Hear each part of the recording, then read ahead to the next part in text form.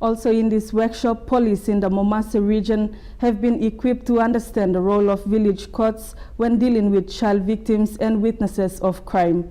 Coordinator of cross-cutting issues of village courts under the Department of Justice and Attorney General Miriam Dondo says she hopes to see police work closely with the village courts in terms of practicing their jurisdiction when it comes to child offenders.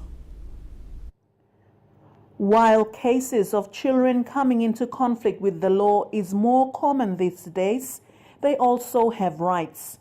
Mrs. Dondo says that police personnel need to understand what kind of cases can be dealt with at the village courts level.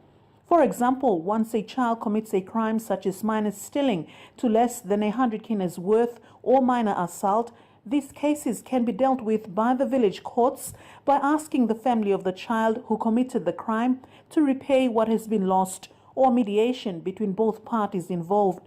Police personnel from Madang, Wewak and Ley shared experiences of dealing with child offenders, but in most instances are unaware of the function of the village courts in certain cases.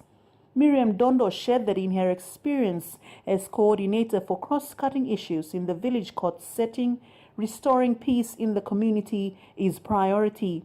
The current workshop, conducted by Community Policing in Madang, is headed by Director Superintendent John Colopen.